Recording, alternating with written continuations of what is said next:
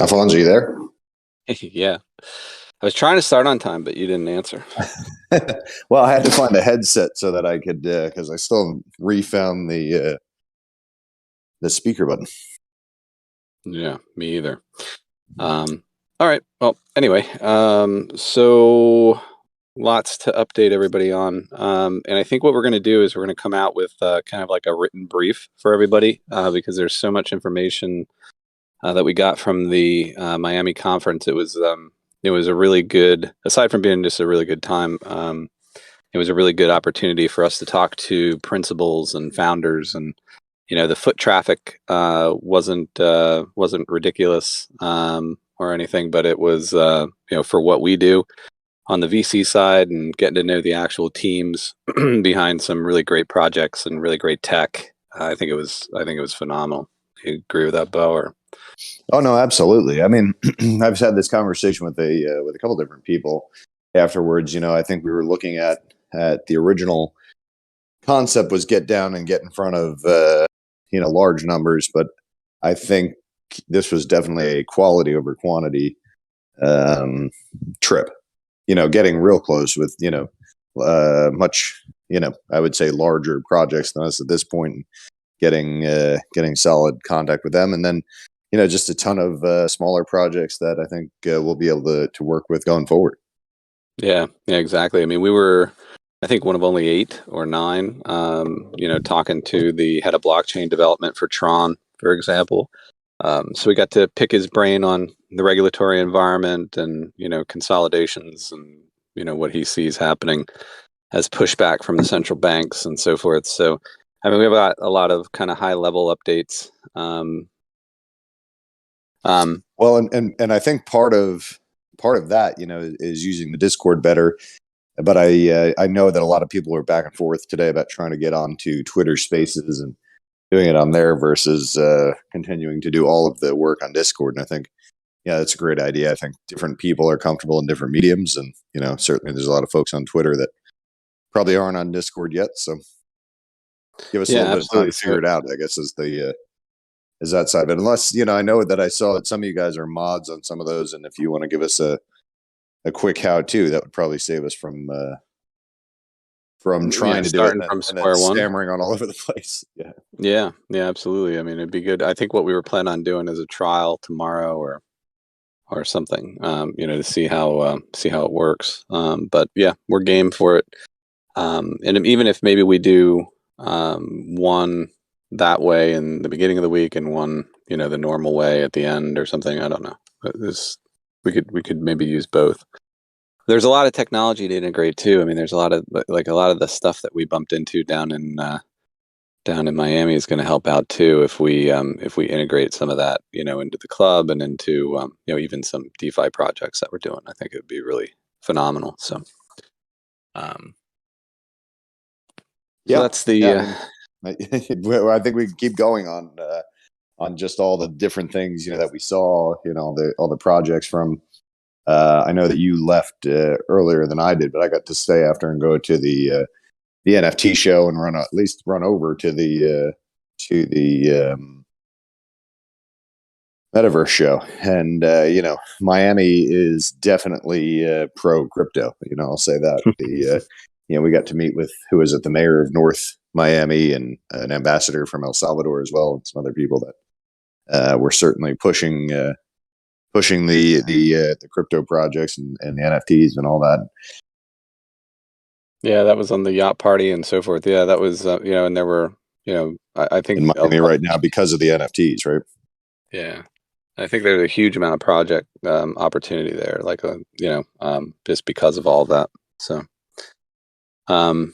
yeah, and on top of it, like I said, just some really great projects, some great layer ones we got to talk to, some some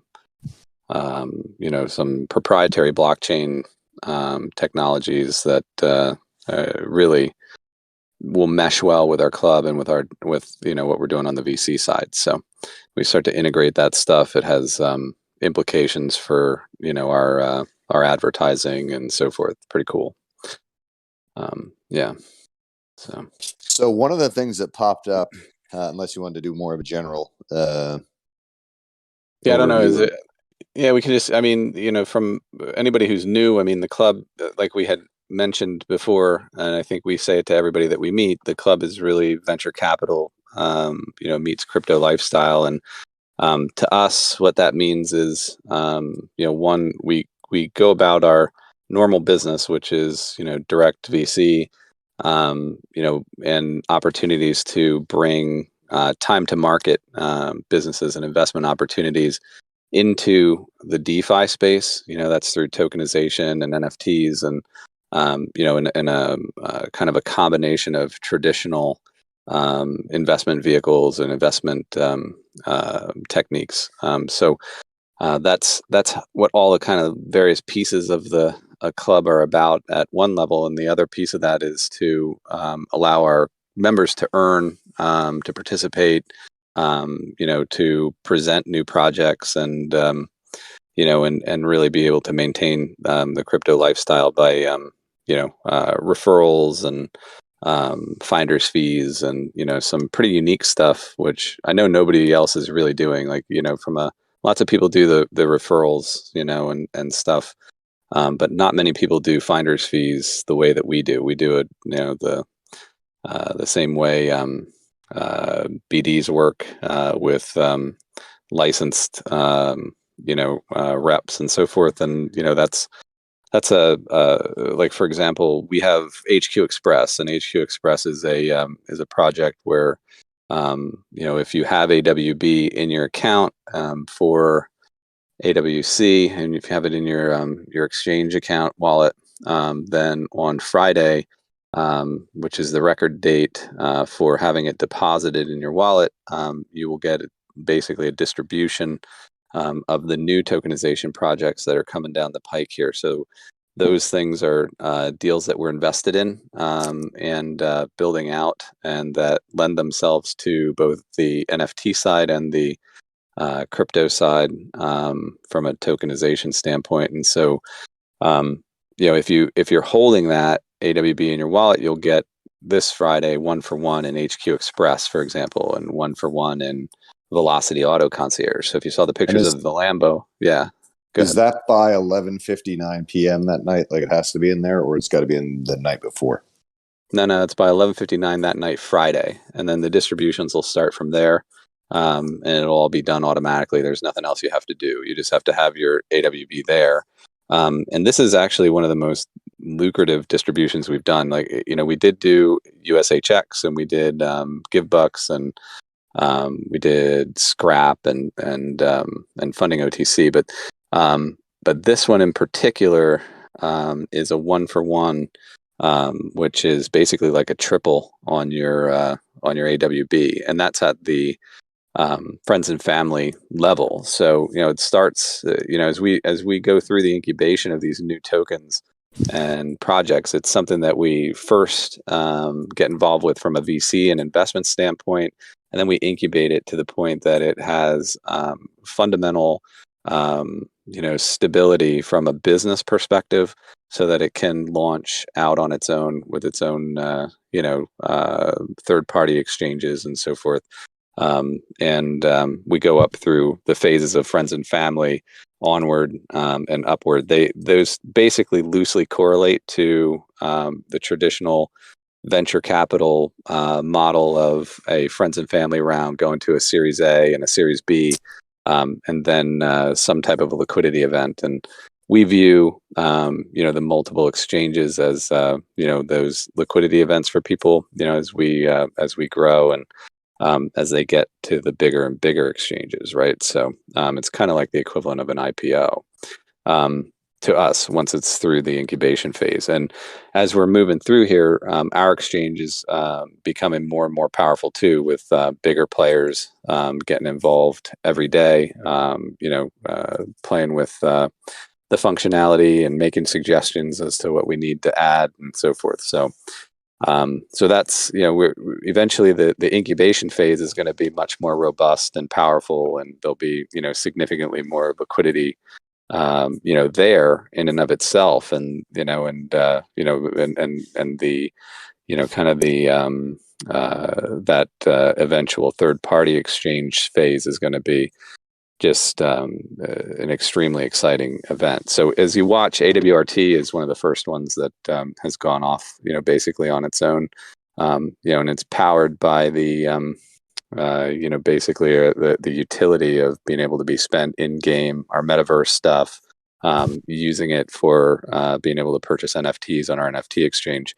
And that's the other thing. Our NFT exchange upgrades are completed, and now they're just being tested. So I would expect that at some point this week, we see that go live, so that it has connectivity to OpenSea, Polygon, lazy minting, and of course the most important part, spendability with AWRT, right? So all these things will be forthcoming there. So that helps us, as we pair in our kind of our model of pairing NFTs with tokens for staking, so that again goes back to the crypto lifestyle side of things. People can earn, our members can earn, and that's what we're really looking to do.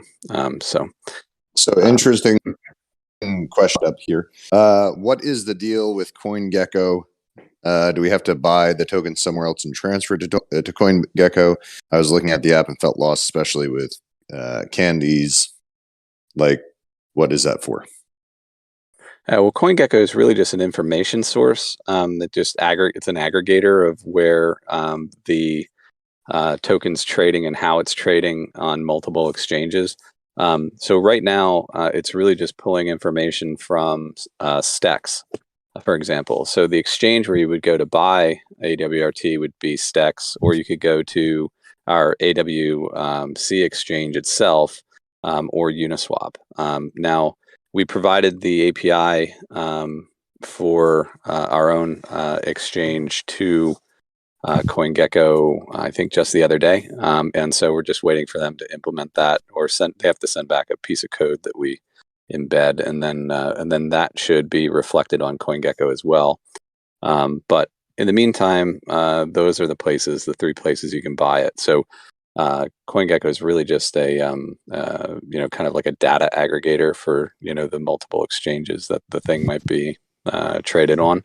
But I will tell you that from our meetings down in Miami, and then also from the activity, kind of the successful launch of of the token on Stacks, we are in a position now where almost 12 different exchanges have come to us to ask for the opportunity to list AWRT, and that's a really good thing.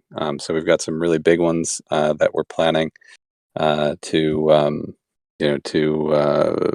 actually, we've got a couple that we've already submitted their requested documentation. So there'll be significantly more exchanges to come, and of course we're being very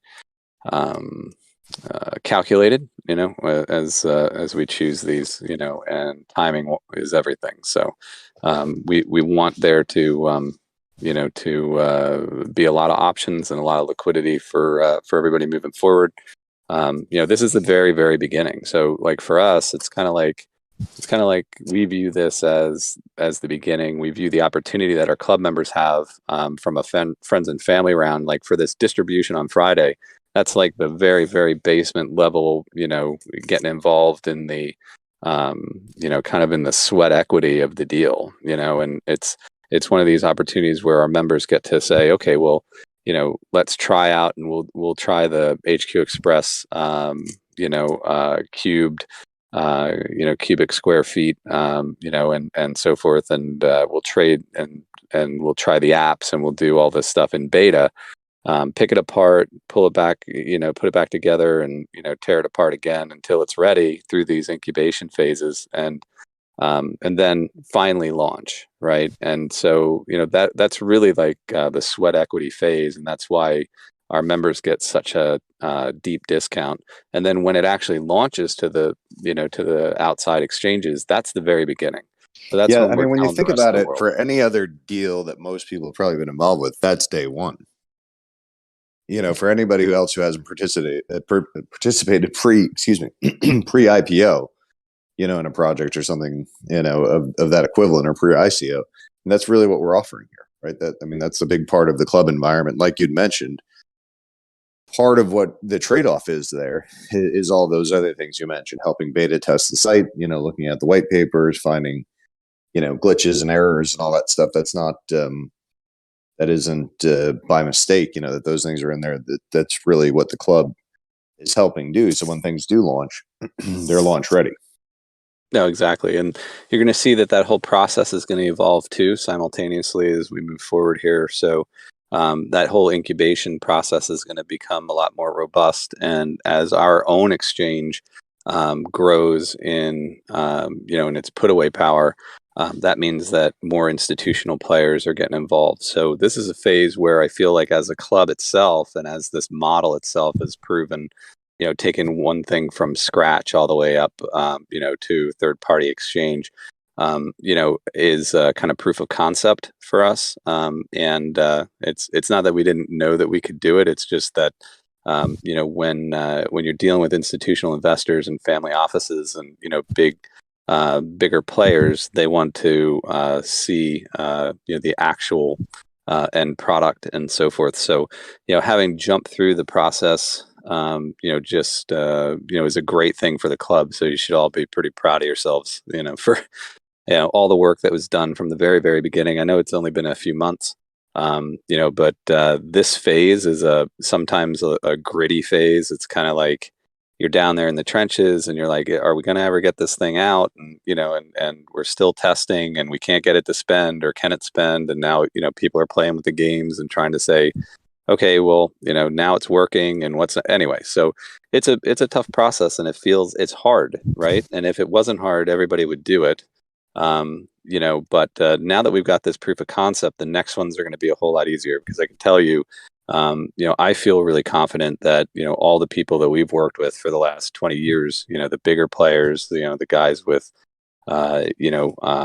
big accounts, can get involved here comfortably and safely. And, the functionality and the look of everything is great. And that's all because of you guys. That's all because of the members that have said, hey, we need things to be tighter here. We need this tightened up there, I think we, to the best of our ability, try to integrate almost every, good idea that everybody comes to us with. So, we're not by any stretch of the imagination suffering from a not invented here syndrome.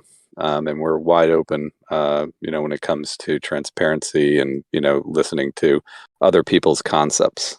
So I think that we're at that point. So you're going to see the club model and this whole incubation VC model actually really jump off now. We're gonna see a lot more put away from a VC standpoint, a lot bigger deals. Some real noteworthy, international stuff, that we can take from a time to market and move forward with. And that means like stuff that we don't just start from scratch either. That means stuff that, we take down a piece of just by virtue of our, venture cap activity. Right. So, but we'll explain a little bit more about how that looks, and we'll start to introduce you to some of these potential deals, as they present. So that's over the next couple weeks. And just the sky's the limit now. I mean, I think it's, these are really exciting times to be a member. There's going to come a time when, those of you who stick with, and of course things rotate, some people, don't have staying power, club life's not for everybody, the whole venture cap side of things, not for everybody. It is, it is bootstrap, it is a gut wrenching thing. Sometimes not everything is going to be successful, right? In VC, we do a lot of deals because not everyone's going to be, an out of the park home run.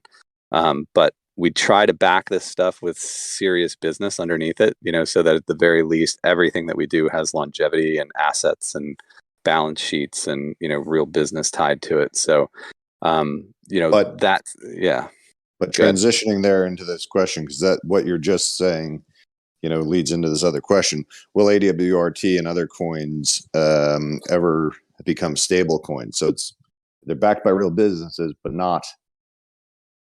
Yeah, we're not turning them into securities. We're not looking to replace. We're not looking to replace the kind of the old world equity, positions. So they're still most of them are gonna still be utility tokens, but what utility means is cash flow, right? So I do see that tokens paired with NFTs that are project specific can capture cash flow for the person staking, and that's where things get really interesting because that's the future of DeFi. Being able to take old world investment concepts and kind of our usual convertible debentures and things of that nature, or royalty agreements, patents, so it just any host of assets that are tied to residuals and cash flow, and pair that up with NFTs. NFTs are capable of so much more than just art. Well, and I think that was the guy from Tron spoke on that too, right? That it's kind of been the missing link, or was it the guy from GB8? No, it was Tron. Yeah, Yep. yeah. I mean, said Yeah. that really NFTs have been the missing link, to the next step of finance for a long time. Yeah. In exactly what you were just saying.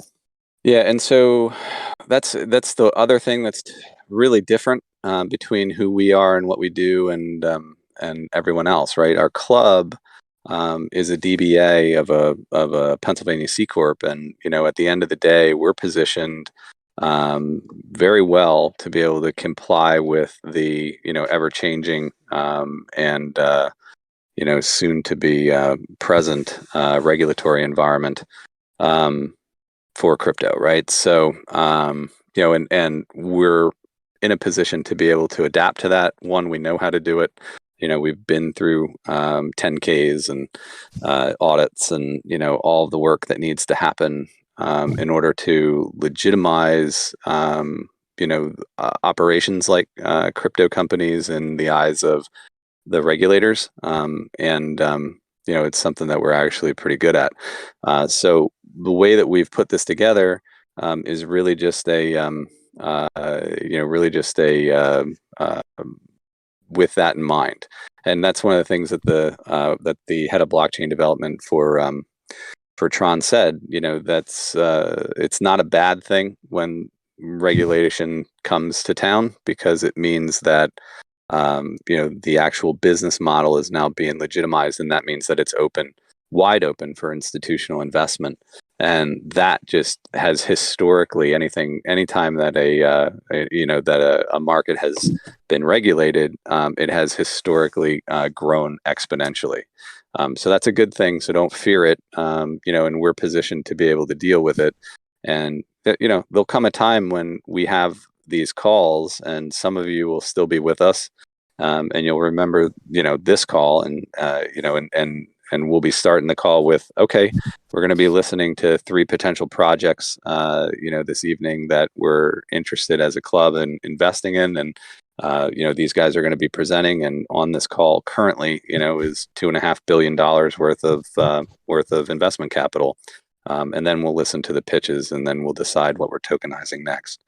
Well, I mean, to me, it really, I mean, the club structure sets itself up perfectly for a DAO and DeFi type of environment, right? Because I mean, ultimately, you get to choose as club members. Yes, I like that, or no, I don't like the next thing, or what have you. Yeah, and we bumped into a couple different technologies that are capable of taking us there. So I think it's going to get really exciting from a decentralization and a democratization standpoint as we mature as members and holders, and we really get to refine our club. I think that stuff's going to be implemented really well, and it's going to look really good. It's going to be fun too, because some of it's really cool. So yeah, Tim, it's a good question. I think we've answered it before. So, in case there's any ambiguity here, will you retroactively give us AWRT reflections for the AWRT held in the AWC exchange? And the answer to that is yes. Yeah, absolutely, we will. And the reason it's taking so long is because we want to fix it first. We don't want to give you, the back reflections now, and then and we go through that whole process, and then it's continuing, right? And then we got to do it again. we want to have it fixed on the exchange, so those reflections are, showing up. And I'm told that they figured out how to do it, and we should see it very shortly. And as soon as that's fixed, then all that accounting will be done, and there won't be anything you have to do. It'll be automatically done right in your wallet. Yeah. So anyway, so it's really exciting. I mean, I hope everybody's excited about the things to come, with the club, and get your AWB into your exchange wallets so you can get this drop on Friday, because HQ Express is a slam dunk. It is WeWork for industrial flex space, with mixed reality, geolocated metaverse capabilities, and really just cool functionality. It's the future of of commercial and industrial real estate. So and just to clarify a point on that too, like, this is a platform play, right? And this is something, Alfonso, you and I spoke about earlier today, and clarified in some of the verbiage for the white paper, which will be coming out here shortly, is that this isn't a real estate play. It's not, hey, we're going to go out and buy piles of these, giant old abandoned, factories to do something with it. This is a platform that's being developed to kind of maximize and optimize available cubic square feet around the world. And really, in today's world that we live in, where everything is just in time shipping, people don't want things on shelves any longer than they have to be, or in transit any longer than they have to be. So, this is all about optimizing, where people can get the best. I mean, almost think about it almost like an Airbnb for goods in transit. Well, not just goods in transit, but also, flex space for, specific industrial needs, like welding, and, even like auto repair. And, there's bays in there and pods for podcasts and recording studios. And it's anything that you wouldn't want to. You might have a project, you might need flex space for 60 days, but you don't want to sign a 5-year lease and give away your grandkids in order to get it. And that's where this comes into play. You can pair NFTs with Cubed, and you can lock down space for the period of time that you need it, and then you can drop it back in the pool. Investors or players can actually pick up those NFTs, and the Cubed tokens, pair it together, and get royalties or rewards, based on the amount of rent that's generated, short term, for the space that they're holding. There's just a ton of interactivity. It allows for a new paradigm, in the way that that this type of space is done.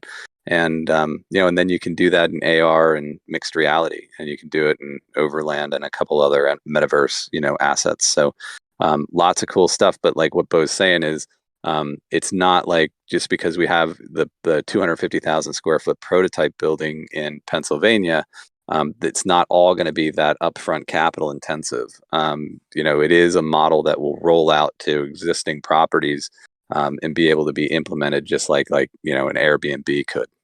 And so it's really dynamic. It's a really cool model, and it's great. It's got a great, thing. The thing about us is, you can come see it. You can come to PA and take a look. And I know there's a lot of video being done, so you can see before and afters, and that type of thing. So it's a really exciting project. It's kind of like WeWork, meets industrial flex space, and instead of being stodgy old AA, AAA office space that nobody needs anymore. It's actual industrial flex, and that's and a ton of different things that you need commercially too, that people wouldn't necessarily want to have to go sign a massive multi-year lease for. Anyway, so pretty exciting. Well, that's why I was drawing that Airbnb analogy, right? I mean, you might choose to use an Airbnb for a month if you're down on a project that you don't necessarily want to have to sign a lease or live in a hotel or something like that. Just that flex option, is massive. And now, of course, by room standards, Airbnb is the largest hotelier in the world, and doesn't own any hotel rooms. And that was the point I was trying to make earlier. sometimes the acquisition side of real estate can be cumbersome. When you're looking at environmental reports and stages and what can and can't be done and all that. In this case, HQ Express is the platform, and platforms don't really have to mess around with any of that at all. So, yeah, exciting. It's dynamic and it's scalable, and in a big way, and it eliminates the massive, capital requirements that if we wanted to just go. Now we're capable of going and buying a bunch of buildings. We're going to buy some more, obviously, but but this is really a model that that actually is for existing owners, to be able to implement a more profitable and robust, highest and best use approach, to their existing real estate. So we don't necessarily always want to be doing construction projects, although Mario and those guys are perfectly capable of helping us from USHX, but yeah, no, don't get me wrong. I'm not poo-pooing real estate. I'm just saying from a platform perspective, you can grow a lot faster as a platform if you're not always doing, like the brick and mortar work yourself. Yeah, Airbnb wouldn't be the biggest hotelier in the world if they had to go buy all that real estate, because they couldn't compete with the Hiltons and the other players. So not out of the gate they couldn't have. But anyway, so that's it. That's just some of kind of the exciting stuff, and I just wanted to kind of impress upon you that, the key to this is that underneath it is, we're not just, hey, what's our swap or what's this next thing we're going to do, on the crypto side. It's really marrying, the core business, opportunity too. So there's underlying, assets and balance sheets and real functionality, places you can go visit.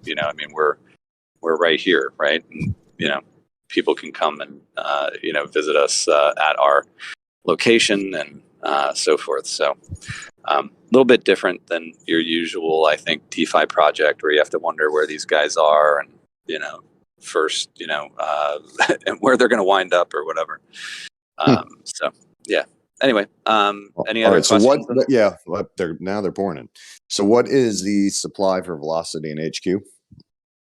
So we're going to jump out with the same deal. We're going to jump out with the trillion because I like that number, mainly because with real estate, and I think with that size, I think we want to keep a pretty big market cap, and as far as like the potential total issued. So if you think about it like this, each one of those things in our mind represents a cubic square foot of space. So we've already got 250,000, on just the linear foot in Pennsylvania. Then you go up 4, over 4, but we'll explain all that. And then there's outside space that you can get involved with from a metaverse standpoint and an advertising standpoint too. So there's going to be some pretty cool stuff that we can do with this platform. But anyway, as you scale these things up, if you look at like the Genco model that sold to FedEx, for example, which was a liquidation, kind of overflow company that, they had square feet under, under management, and in reality, there's so much of this space. You look at what's happening with empty shopping malls and so much stuff that could be converted and used, to highest and best use. It's just, I think to have $1 trillion is a legitimate worldwide number. So that's why we went dollar for dollar as well. Instead of opening this thing up at trips, or quad 1, we're opening up at $1. I think, and we're going, so it's a 1-for-1. It's basically a 1-for-1 distribution with AWB. Yep. Incredible. Yeah. Incredible. All right. So on the website, it says migration is at 61%. Would it affect the current price if that number increased on the AWRT? Has it increased? Is that the question? I got to find out the answer to that. Well, I think the actual question is, would the price be better if it was 100%? That's a good question. This is like people who aren't migrating are just, they're not in the market as potential sellers. So I mean, of course, it would help us from a standpoint of being able to qualify for better ratings and.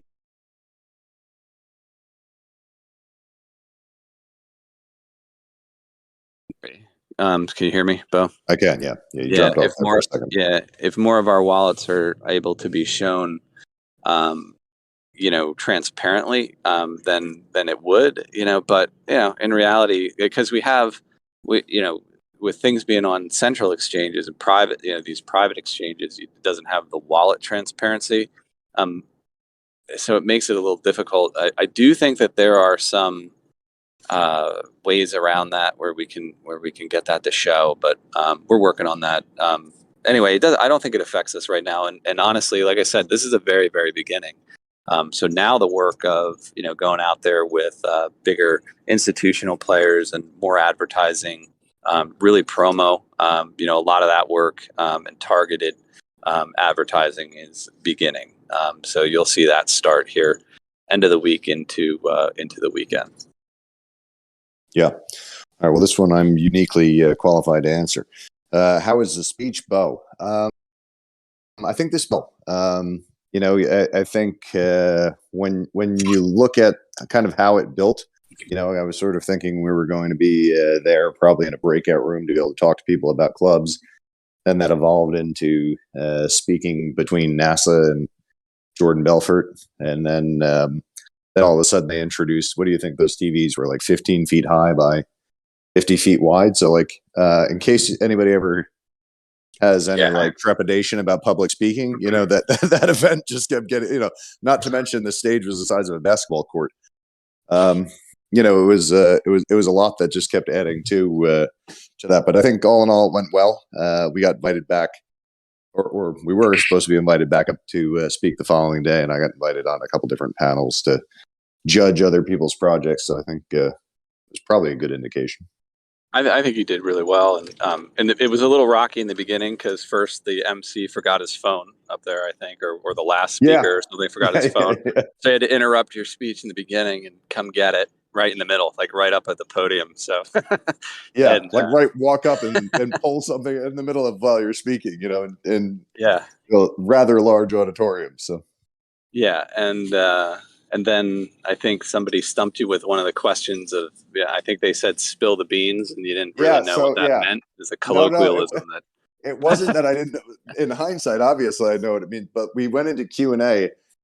Prior to going into Q&A, I had said, I had kind of breadcrumb the Stex thing, but when I looked over at you, it looked like we weren't ready to say that yet. So I pulled back, and then during the Q&A, the person just said, "Hey, spill the beans." And I don't hear well to begin with, so I was like, "Wait, what did he say?" And then the MC came over and was like, "I think he's saying spill the beans." Okay, good. Well, now I understand what he said. Now I have no idea the context of when he's saying it.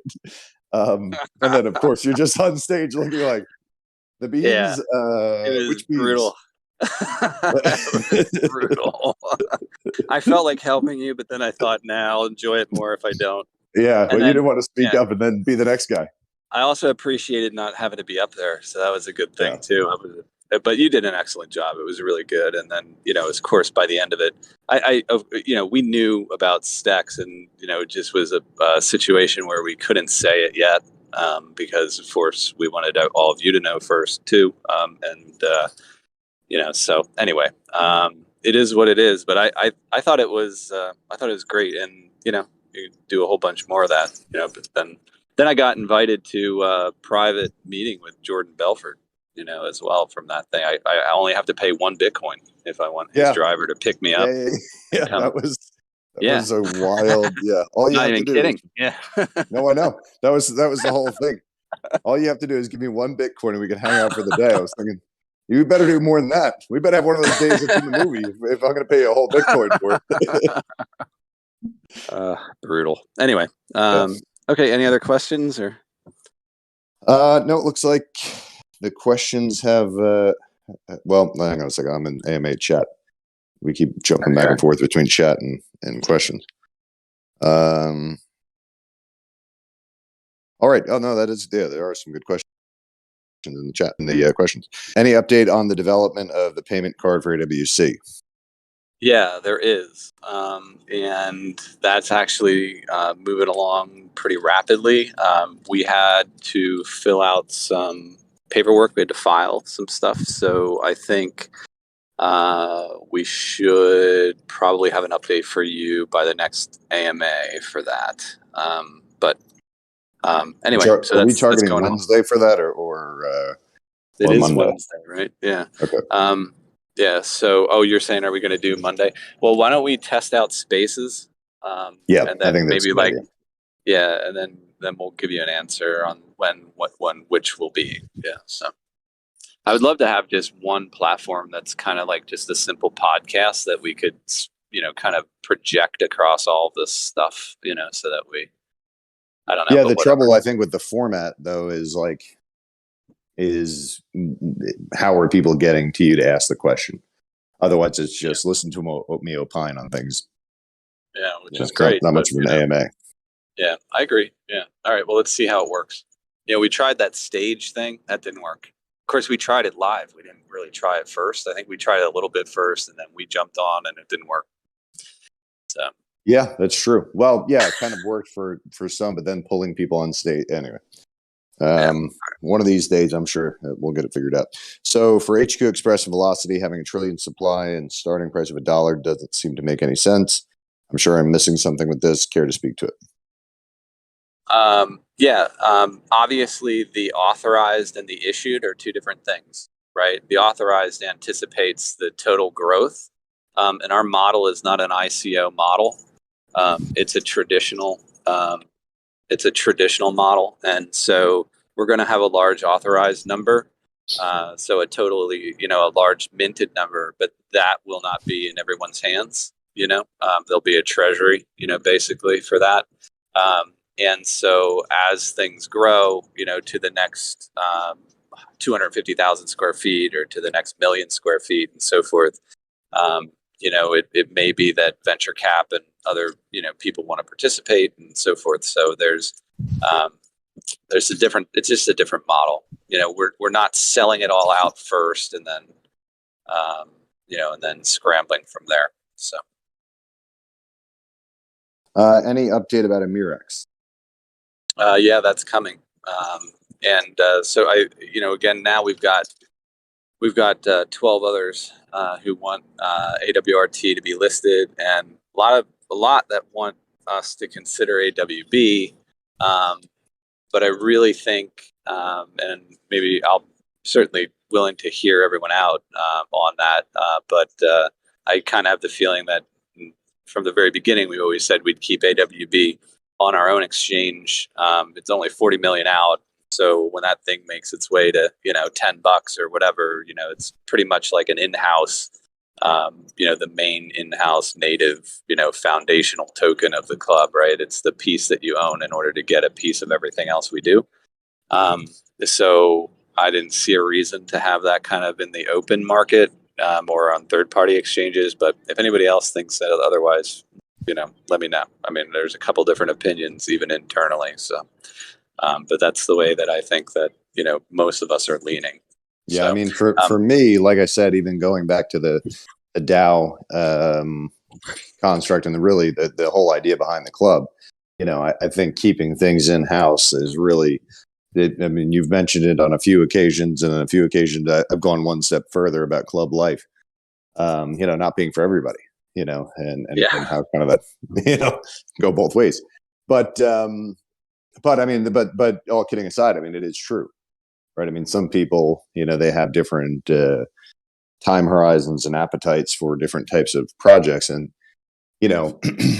I will say this, having been at multiple of these events over the last few days, our club's unique. We're not by any stretch of the imagination a one-trick pony. And if you look at it from a venture cap perspective, it really is. I mean, it really is venture cap meeting crypto lifestyle. I mean, it's not because we are bringing other tokens through this process. I mean, we have a product and a service, in other words, as a club. Yeah, Which is pretty and unique. the platforms and multiple platforms in order to incubate that for for the launch. So, and quite frankly, as members, part of that crypto lifestyle side is in a normal VC deal, a lot of people who participate with us wouldn't even be able to, um, Oh yeah, no, of course not. participate. Yeah, you wouldn't never see these types of launches at this stage and this opportunity. You ask about, does a trillion inside of HQ Express make sense? And I would push back with it's the very, very ground floor. So you can't think of it as, is it $1 trillion market cap today, day one?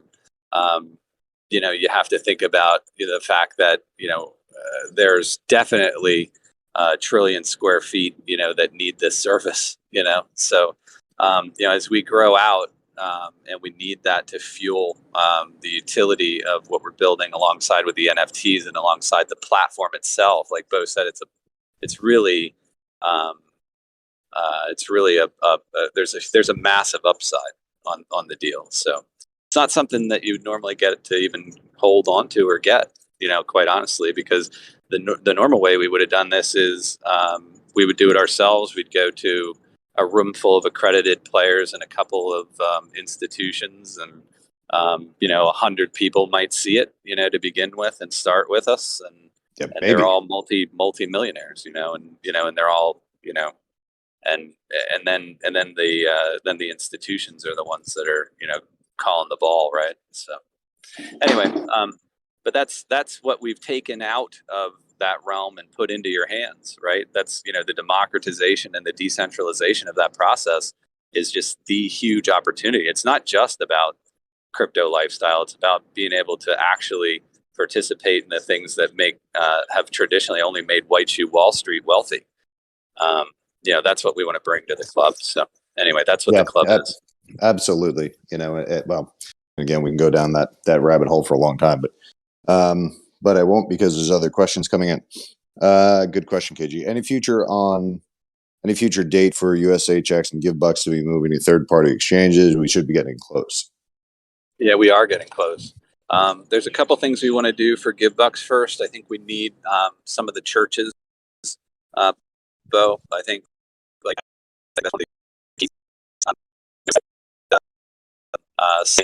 using this. Can you hear me now? Yeah, you're back. Yeah. Okay. Yeah, I think I think using it as tithing for congregations is key. So I want to do that pitch first and start to bring in at least a few thousand holders for the digital wallet before we spin out GiveBucks on its own. And I think that can happen quickly, or we can at least have it lined up before we do that launch.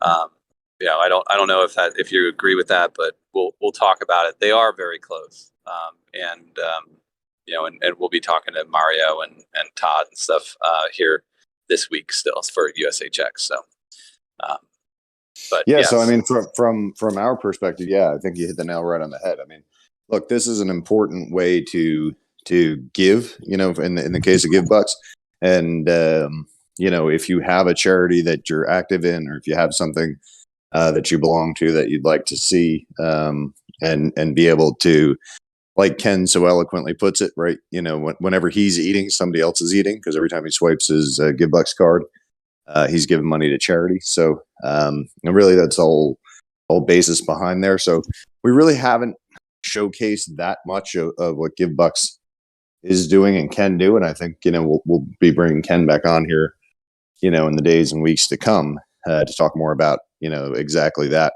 because that's a project that, honestly, like we were just talking about HQ Express. I mean, you're talking about a key alternative to merchant processing, that allows you, the purchaser, to essentially say, I'm going to be my own charity wallet, not just in crypto, but in everything I do in my life. And with every spend you make, other people are being benefited as a result. Yeah, right, exactly. And it's not, so just so the other side of that is you can get your entire congregation, you can get your entire church or your mosque or whatever, signed up, and then as one of the recipients of that charitable contribution or that giving contribution and give bucks. And here's the cool thing: it's not coming out of your wallet. It's not like, oh, okay, I'm gonna every $10 I'm gonna give $1 of my own. It's really the returns that the merchants are giving naturally in the environment of the way it spends. So it's built on the coupon rails instead of on the Visa, credit rail. So when you go into, I'm gonna say it, when you go into Cheesecake Factory, Bo, always you look at all of the retailers Ken's got on the signed up for give bucks, and it's always Cheesecake Factory. Man, it's so good. Anyway, but for real, but yeah, and CVS or whatever, so pick whatever one you want. But when you go in there and you actually use this, it's actually part of the merchant's, kind of coupon that actually gets distributed to charity. So, out of the 10% that the merchant's, given back for your spend, a piece of it goes to the person who referred you, a piece of it goes to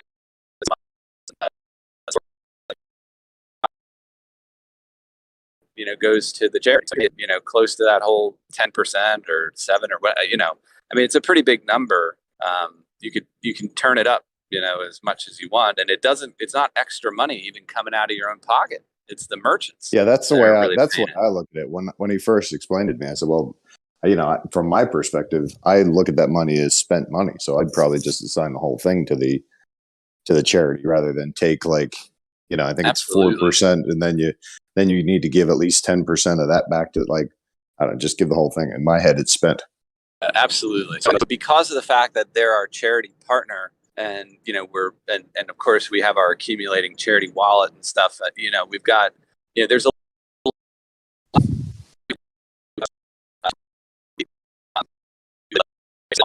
right. Everything we're doing, their offices are 30-second steps, 30 seconds from the upstairs down into the Back Bay Yacht Club, where you can, take yachts out and stuff. Not as big as the one we were on in Miami, but you can take, nice size yachts out there. And we are planning on doing something here. I don't know how many folks here in the California area, or would be interested, but let us know, because we're trying to plan an event together that could take advantage of the space and the boats and get to know everybody here. Yeah, and other places too. So we'll be doing some mini events, in different areas to, one, because we have to now bridge this gap between, kind of the old world money and this new DeFi. So, teaching people how to use our exchange and the wallets and so forth, we'll be doing on, kind of an intimate basis at dinners and so forth and gatherings. So we'll be doing that now that things are opening back up. All right. So question here. I know scrap has been the focal point given the current inflation situation. Is there a next line to launch scrap? Yep. Scrap's going to launch off real quick. I think I mentioned before that that thing's all the way up through, all the phases. And that's one of the, I think you're going to be surprised at how quick that comes, out to a third party exchange. And then also you're going to be surprised as to what we're actually doing with it. Because remember, we have AWBT as well. And AWBT is another precious metal play off the, it's a little slightly different in that it's a little bit more expensive and it's based on the actual recovered basket of precious metals. But scrap itself was created specifically for a reason, and I think that that's coming to fruition here. So we should have some big announcements here over the next couple weeks regarding scrap. Well, and again, I mean, I think it's some of what we have encountered even with AWRT, which taught some lessons, right? And I think in talking to the back office, they were saying earlier today that as a result of doing some of the things that we're doing and establishing these same relationships, it's going to turn up the speed to be able to do those things in the future, so that it's not onesie twosie. It's, hey, we've already gotten through kind of your token listing process in the past, so you get a little bit of a leg up on the next token and the one after that, et cetera. Yeah, absolutely. Absolutely.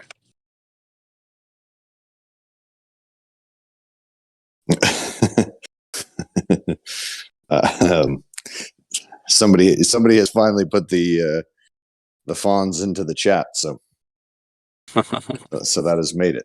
Well, for a second there, you had turned into like synthesizer Alfonso, so you sounded like a robot. So I think that started it. All right. Well, you don't have to read everything that comes through the chat, though. Well, I think if I'm just on here chuckling for no good reason, and that it might sound odd if you're just a listener. All right. Well, that'll come out in post. Don't worry about it. Nobody who's not on here will get that original cut. All right. Any other All right. questions? That's all the questions for this evening. I think we've gotten through everything.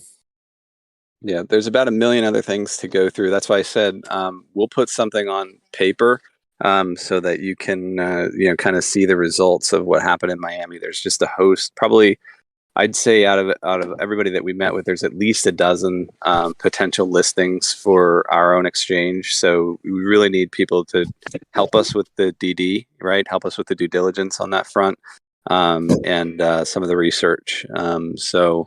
We will be posting that up so everybody can see it on something on the Discord and on our site. So look for that soon because and we'll also give you kind of the overview of that. And if anybody has other questions, feel free to hit us up.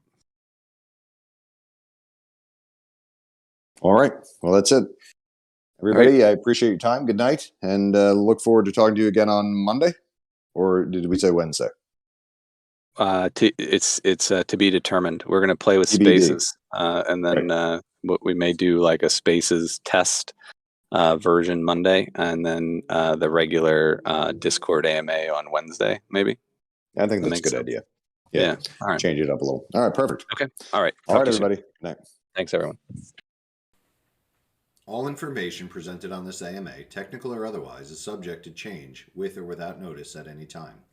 The information is meant to outline general plans and answer questions being asked in real time. As such, the information should not be relied on as the basis for token purchases.